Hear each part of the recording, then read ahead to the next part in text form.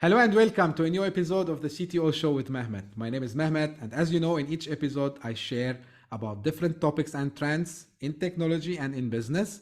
Sometimes we discuss cybersecurity, digital transformation, entrepreneurship, and so on. And sometimes I have thought leaders and guests in the show. And today I'm very pleased to have with me Jeff Tone, who is an author and has more than 40 years experience in the domain of technology. So thank you very much, Jeff, for joining me today. If you can just give us a quick introduction and what you do. Absolutely. It's great to be on the program, and thank you so much for reaching out and having me be a guest. I love the opportunity to talk tech and business. That intersection is a wonderful place to be. As you mentioned, I've been doing this about 40 years, wide variety of roles, spent about 10 years as chief information officer for two different organizations. And then I joke and say I went to the dark side and I joined a vendor company. And spent 5 or 6 years on the other side of the desk, still talking to CIOs. And about 3 years ago, in fact, 3 years ago, just a few days ago, was the anniversary of launching my business based on a couple of books that I had written. I wrote a book in 2018 called Amplify Your Value, Leading IT with Strategic Vision.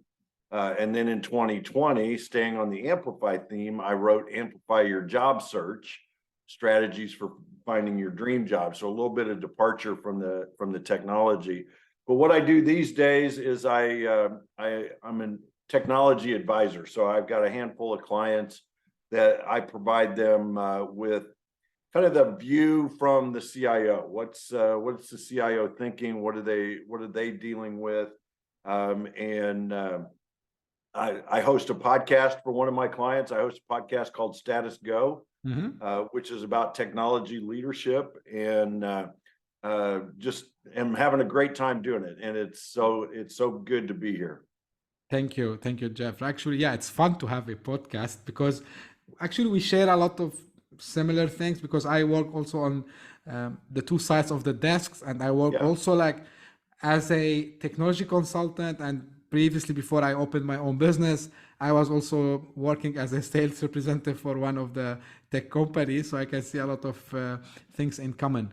So yes, absolutely. Yeah, Jeff, you have authored, you mentioned two books, the Amplify Your Value and Amplify Your Job Search. Can you provide like an overview of the key takeaways of these books and how they can benefit professionals in the tech industry? Absolutely. So the first one, Amplify Your Value, was really written for the technology leader. And it talks in the book about how do you create your strategies that underpin your company's vision, right? You have to have a vision for your department, but it has to underpin the business's vision. And so it's very business focused on how to create those strategies, and then how do you execute on those strategies. And so the book goes through several different steps in doing that, guiding the reader through many of the aspects of doing just that, writing the strategies, executing the strategies, and it touches on everything from vendor management to having a set of principles by which you operate your technology department. And very well received. Like I say, it was written in 2018. The second book really was born out of the pandemic. And I saw all of the people that were losing their jobs because things were shutting down. And knew that people were going to need a strategy for finding their next job. And it's something that we don't teach much in schools, how to conduct a job search. And so the book talks you through how to do a job search. It's very data driven. So that would appeal to technology listeners for sure. But it's not about finding just any job. It's about finding a job that leverages your strengths, is aligned with your values, and enables you to really feel engaged with the organization. So it talks you through how to do that. That's great. So part of the things you do, Jeff, is you're a keynote speaker, and you mentioned you do podcasting. Um, Out of curiosity, like usually, what are the most common topics or themes? People come and ask you to talk about. Especially things that resonates with today's technology landscape. Well, I speak on a wide variety of topics, and for the technology sector, I do a lot of speaking based on themes from the book Amplify Your Value. Mhm. So if I'm speaking to a room full of CIOs or CTOs, we pull out. I work with the organizers to talk about the themes and say, okay, let's focus on this. So maybe it is vendor management. Maybe it is how do you create a vision and how do you convey it? I get a lot of requests for talking about how do you drive change in an organization, and that comes through communication and storytelling and things like that. So while it is for a technology audience, because my stories are all from the technology space after spending 40 years there, it could appeal broadly. Mhm. I also get called upon. It's been really interesting I would say the last 4 or 5 months. For one of my clients, I have developed. I worked on a team to develop an experiential leadership development, almost boot camp, where we take Nice. leaders from around. I'm here in the U.S. From around the U.S. Bring them to the Columbia River Gorge in the Pacific Northwest, and we spend 3 days working on their leadership with the story of the Lewis and Clark expedition. Nice. So, they were explorers back in the early 1800s, and really had a huge accomplishment as they went from coast to coast, exploring the western part of the United States.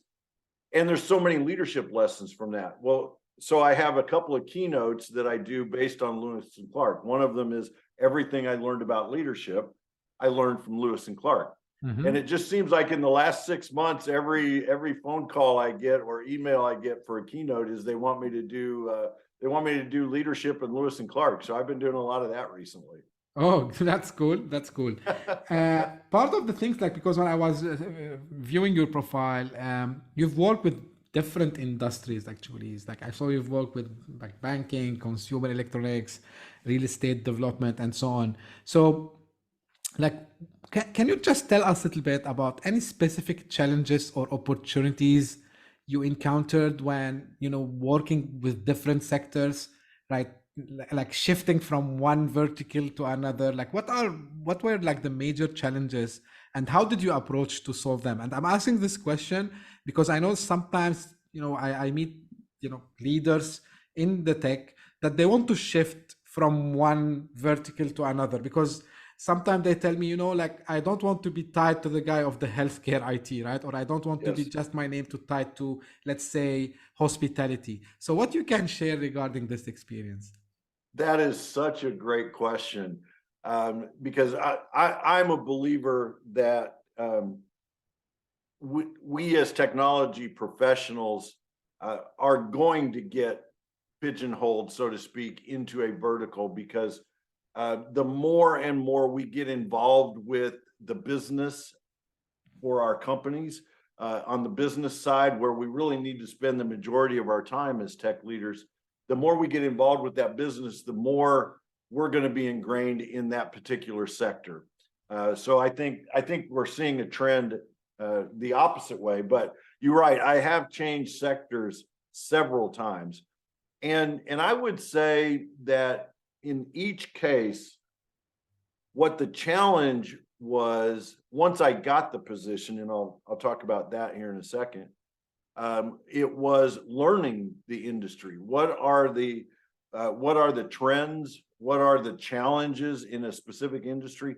I mean, moving from consumer electronics to commercial real estate development was a huge shift, right? You're focused on building a product over here, televisions and radios and satellite dishes, and selling them to the consumer, really. And then on the other side, you're building skyscrapers and totally different product set, right? And totally different challenges, especially when you think about the technology that's embedded in both of those types of things, right? Mhm. Learning that. So digging in and learning the ins and outs of that particular industry is the challenge. And the way that I did it is the way that I have always learned new things is a combination of reading, so finding some experts that have written some books. Um, uh, the last time I changed jobs, podcasts didn't exist, but today I'd go out and listen to podcasts, right, about a particular industry. But more importantly, talking to those around me. I spent a lot of time, and in fact, one of the chapters in my book, Amplify Your Value, talks about this.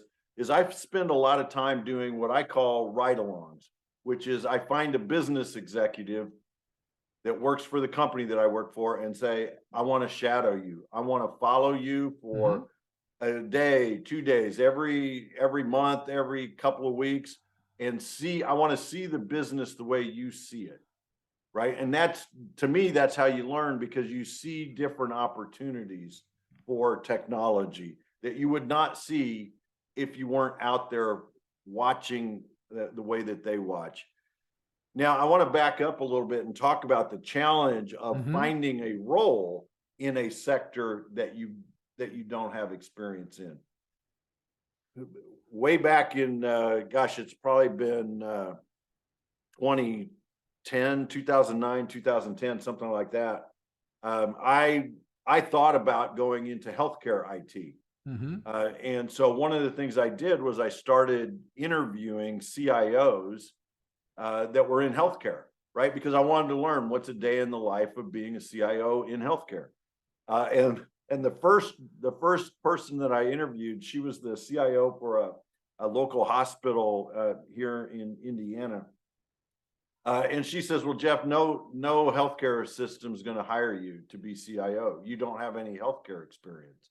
You have to have healthcare experience to get into this market." And but she had a couple of suggestions that would take me on a journey, which was, she said, "Well, why don't you try a healthcare software company? Try going and seeing if you can get on there. You'll get into the industry. You'll start to learn the lingo, and you'll start to get credibility because you'll know the language, so to speak."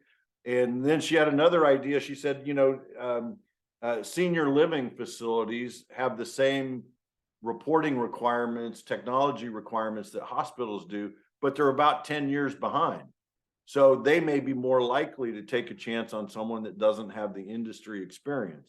Now, my career did not move in that direction, but that just points to sometimes you have to, it's not always a straight line, Yeah. right? You may have to take a position that is not the top position, or you may have to take a position in an adjacent sector to get into a sector because you don't have that experience. And so your career journey ends up being much like a river where it's got twists and turns. And you've got a goal of what you're trying to achieve, but you may have to divert just a little bit to get there. That's very informative, I would say, and it resonated a lot with what I see and also what myself I experienced because I was on the customer side. I was working in university, and I used to face this challenge. Okay, you work in academia, so probably you're gonna continue in academia, and this is something I didn't want to do. So, one thing that I start to think about is exactly like similar to the advice that you get. So I need to be exposed to more technologies, and if I get exposed to more technologies, this is where I don't know, like I can showcase what I do. And actually it paid off for me, at least, because I was hired as a pre-sales consultant for a company, a vendor, just because I was not just the admin, IT admin guy focusing on one thing. So I think Yeah. this will resonate with a lot of people. Um, I want to, go back because you mentioned you did the second book during the pandemic, and of course, Hmm. now, thank goodness, like we get out of it. But actually, the pandemic impacted, people and impacted technology industry.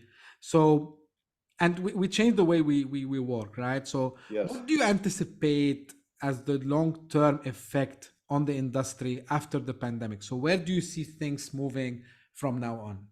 Okay, so you want me to get my crystal ball out Kind of. I think we saw a couple of things during the pandemic. Obviously, the way we work changed. Um, I see us and a lot of companies today are already there going to a more hybrid approach. It's not going to be fully in the office. It's not going to be fully remote. It's going to be this hybrid. And you see a lot of pushback, especially in the technology space, with our friends in development. They want to write code and they want to write code at home, and don't understand the reasoning sometimes for coming into the office. But I think we're going to see this approach of being hybrid, where you're in the office periodically, whether it's a couple of times a week or a couple of times a month, because you need that camaraderie, you need that socialization within your organization to be able to do that. I think the other thing that we saw with the pandemic is this incredible acceleration of technology advances. You think about the retail space, and pre-pandemic, yeah, you might have shopped with your smartphone a little bit.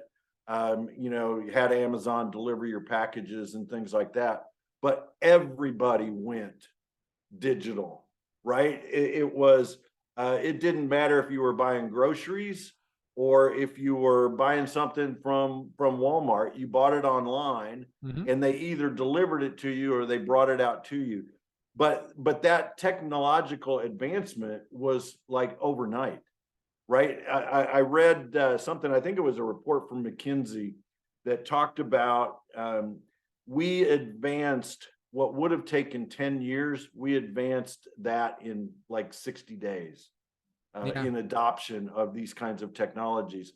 And I think one of the long lasting impacts of that is our customers now expect that from us, Right. right? And that's the challenge as technologists, is how do you keep up the pace that you experienced during the pandemic and still maintain compliance, still maintain security, still maintain privacy, but really give the consumer, whether you're a B2C or B2B business, the consumer, the buyer of your product or service, give them the experience that they're looking for and that they have now come to expect. I think that's the challenge that we're going to be living with for a long time now. Yeah, and just to add, if you allow me, Jeff, like I would say that the pandemic accelerated. It was for quite some time in every report you read from the big, whether consulting companies or in the tech articles, you need to disrupt or be disrupted. We were reading this, right? But Yes. no one was doing it. Like since 2009, 2010, we were hearing this. No one was doing it. And it seems that someone, just because of the pandemic, of course, he put what we call now the time boxing, or if like, because I like that book, Eat That Frog, right? So you need to, Yeah.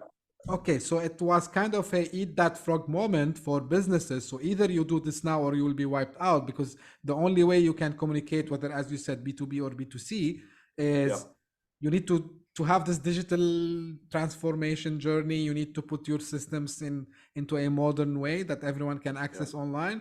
And funny enough, like for example, here in the Middle East, usually signatures, digital signatures were not pretty much accepted. I mean, e-signatures, something like DocuSign.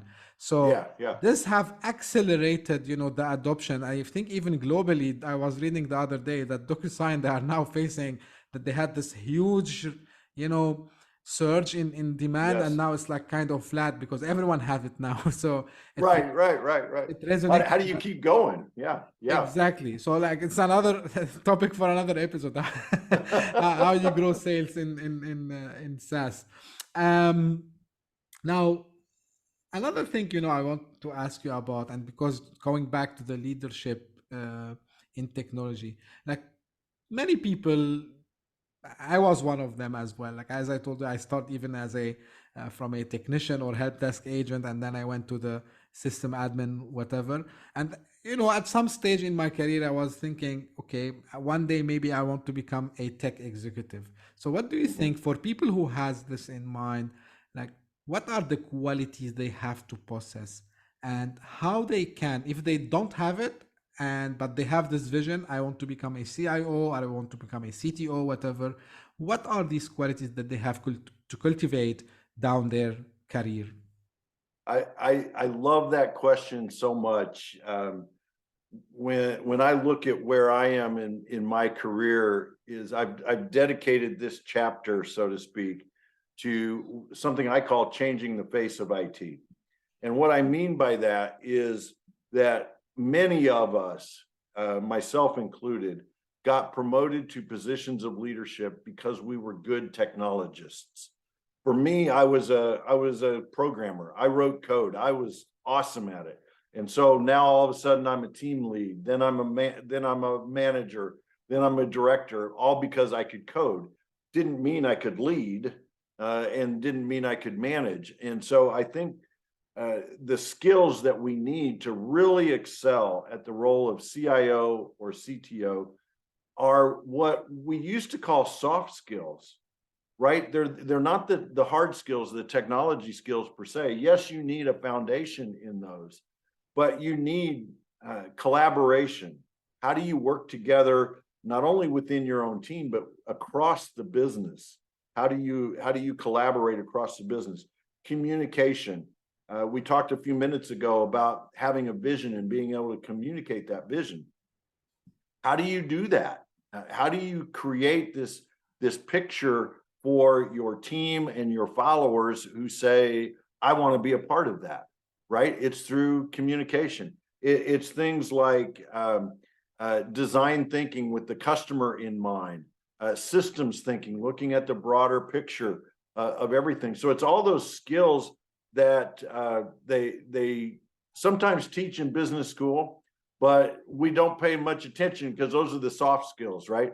I call them now that they're essential skills. Yes. And so I think for CIOs and CTOs or those that aspire to be, deepening your business acumen, understanding, it sounds silly to say, but understanding how your business makes money.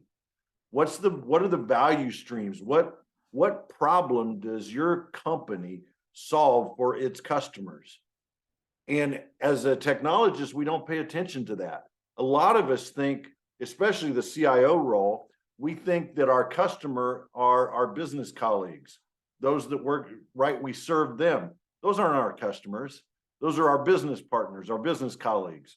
Our customers are those that buy our product and service. How can we better our systems, our applications, our technology to help them? And those are the kinds of things that I think we need to be thinking about. And the other piece that you always have to be thinking about, and you mentioned this a little bit ago, is disruption. Where's the disruption coming from? I think technology leaders are in a very unique position in most organizations, and that is we see across the organization, and we touch the entire organization.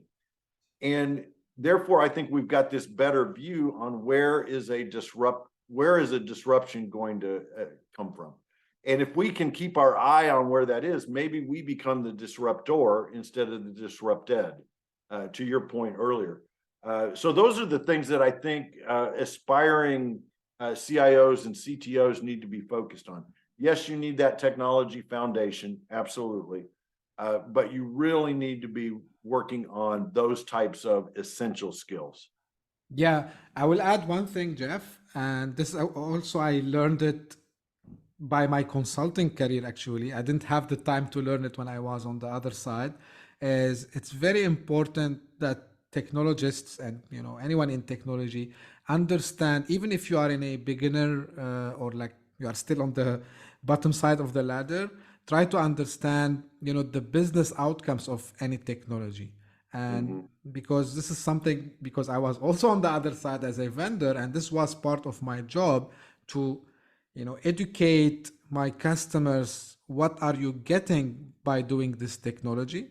And what I Hmm. used to advise them, don't look at me as a vendor, look at what you are doing as an initiative and see what this initiative is affecting your business. And of course there are Yes. like kind of basic things. Is it increasing your revenue, increasing your customer base? Is it like reducing some costs or time to do things? And of course, number one, it's increasing customer satisfaction. So Yes.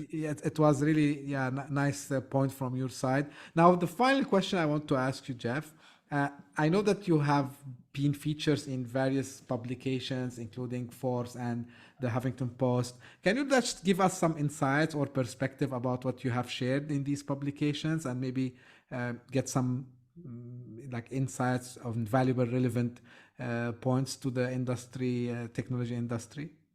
Yeah, it covers a wide variety of topics, always with the technology lens, but from a leadership perspective, Mm-hmm. right? So one that I wrote for Forbes last fall is about managing through economic instability.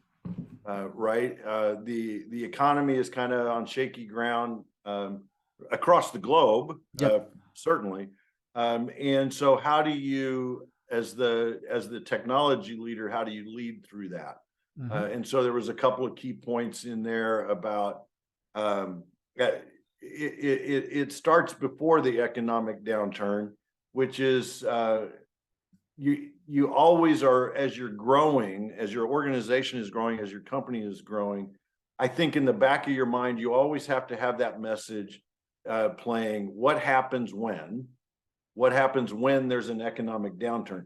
How do I disassemble everything that we've built, right? And I think that's one of the cool things that cloud has brought us. Right. It gives us not only the ability to scale up, but it gives us a certain latitude to scale down Correct. should we need to, right? So there's some technology advances that help with that. But it's also in leading your organization, and how do you lead your organization through those downturns. And I'm a big proponent. You and I have both spent time on the vendor service provider side of the desk. I'm a big proponent in partnering with your service providers, right? Mm-hmm. And so I'm actually working on a post right now about just that. How do you form those partnerships? First of all, true partnerships, not just the sales rep that comes into your office and says, "Hey, I want to be a partner." No, you want to sell me something, right? A true partner, one that's based on trust, transparency, and respect. Mutual trust, transparency, and respect. Because when you're in a downturn, being able to turn to your partners and say, I need help, not just maybe people help, but I need help with ideas about how do we do more with less? How do we continue to move forward, even though we're in this situation? And it's amazing what your partners can bring to the table. Right. So that's a post that's going to be coming out. Probably yet in April. Depends on my writing time. That's cool. That's cool. Anyway, what I will be doing is I will be sharing the link to your website, Jeff. So if anyone want Awesome. to, I know that you post there as well, and if they want to also have a look, and maybe if they are interested in your two books, any plan for a third book just before we close? I've got a couple that are rolling around in my head that I've not. I've kind of started and Mm, stopped. My goal is to have the third one done, hopefully by the end of the year. cool. We'll see. Again, that writing time, that focus time to write. is a challenge sometimes, but that's the next one. So Okay, we'll be waiting for that. yeah, Well, yeah. Jeff, that please. And I would say I have listened to your show since we were introduced, and I love what you're doing. And so, if Thank there's you. anything I can do to help promote your show, I am happy to do that, because I think the conversations you are having are valuable. So, thank you for bringing that to the world. I appreciate Oh, it. thank you very much, Jeff. I really appreciate this. And I thank you very much for, I think it's early morning for you. Yes, Um, not uh, very early. okay, that's I've fine. got my coffee. That's cool. Anyway, thank you very much for being on the show. And by this, we will be concluding. As usual, and this is for my audience, if you have any feedback, any question regarding this episode or regarding the show in general, don't hesitate to get back to me either by email or you can contact me over LinkedIn or Twitter. I will be more than happy to answer you. And if you even are interested to join me on the show and be a guest, I would be more than happy also to discuss that with you one on one. And last thing, don't forget to subscribe if you are watching this on YouTube to the channel, or if you are listening over your favorite podcasting platform, also please don't forget to subscribe. Thank you very much, and until we meet in the next episode.